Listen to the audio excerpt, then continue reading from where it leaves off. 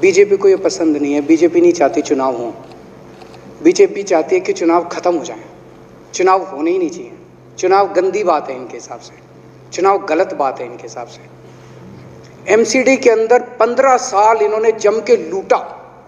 लूटने के सारे दुनिया के रिकॉर्ड तोड़ दिए। गिनीज बुक वालों की मीटिंग चल रही है कि भारतीय जनता पार्टी का नाम आने वाला है गिनीज बुक के अंदर। एमसीडी का और बीजेपी वालों का शानदार इन्होंने परफॉर्मेंस किया है।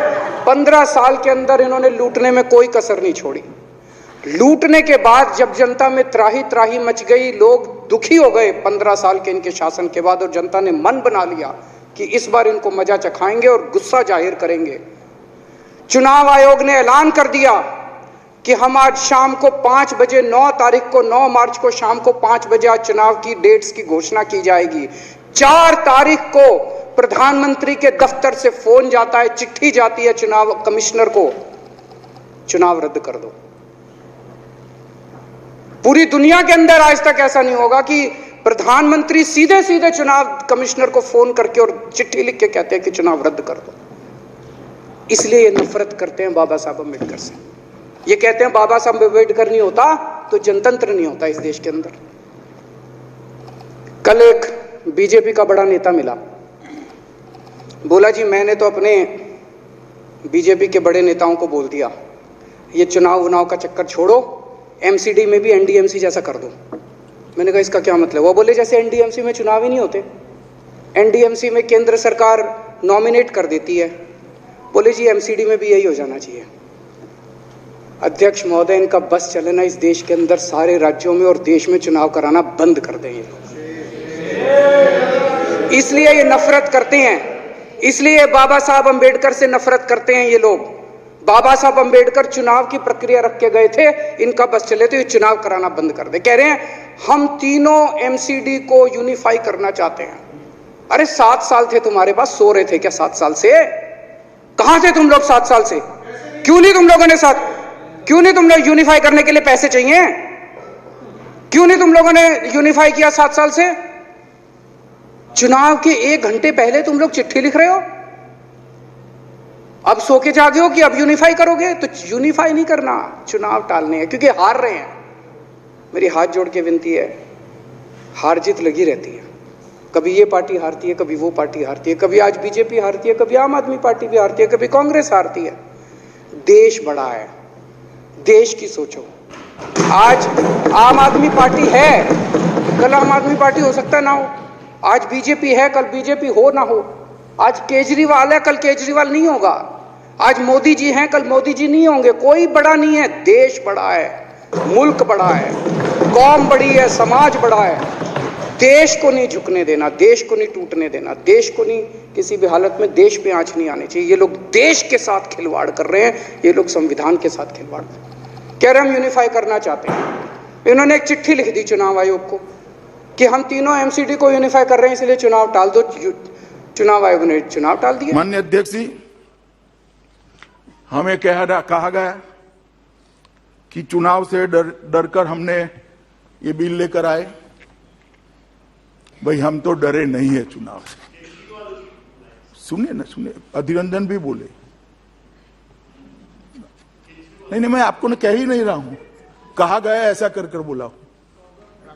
चुनाव से डरने का स्वभाव हमारा नहीं है। चुनाव में हार जीत होती रहती है, तो इसी का निरीक्षण कर रहा हूं। सुनिए ना, मगर मैं चुनाव से डरकर कैसे काम होता है वो बताता हूं। इंदिरा जी का चुनाव इलाहाबाद हाई कोर्ट ने निरस्त कर दिया।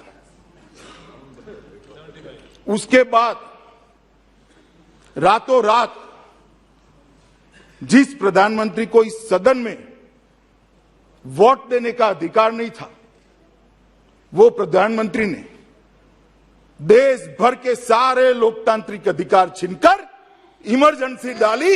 इसको डर कहते हैं, इसको डर कहते हैं। लोकसभा की मियाद 1 साल बढ़ा दी, इसको डर कहते हैं। और सुनिए, अभी सुनिए ना, सुनिए।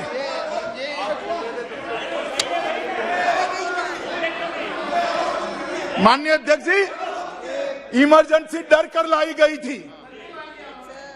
सारे लोकतांत्रिक पार्टियों के नेताओं को, लाखों लाखों लोगों को डर कर जेल की सलाखों के पीछे डाल दिया गया था। सारे अखबारों के एडिटोरियल यहां से तय होते थे। आकाशवाणी पर एक प्रसिद्ध गायक की आवाज को बैन कर दिया गया था। ड्यूएट गाने भी सिंगल आवाज में आते थे। इसको डर कहते हैं। और क्या होगा मैं बताता हूं। जो लोग कह रहे हैं ना कि डर चुनाव के लिए, चुनाव के कारण डर से ये टाला गया है, वो डरते हैं। तो 6 महीने बाद चुनाव होगा, क्यों डर है भाई? जनता ही करेगी। अगर जीतने का विश्वास है तो अभी क्यों चुनाव चाहिए? मैं देता हूं बाद में क्यों किया इसका जवाब भी। अगर जीतने का विश्वास है तो क्यों अभी ही चुनाव चाहिए? अच्छे काम किए तो 6 महीने बाद भी चुनाव जीत सकते हो। डर इसको कहते हैं कि अभी चुनाव करा लो, आनंद फानंद में जीत जाए। मगर माननीय अध्यक्ष जी, मैं कहने आया हूं कि अगर किसी को डरना है तो किसको डरना है? ये 5 राज्यों के चुनाव का हवाला देकर कहते हैं कि परिणामों से भारतीय जनता पार्टी डर गई और आप पार्टी से डर गई।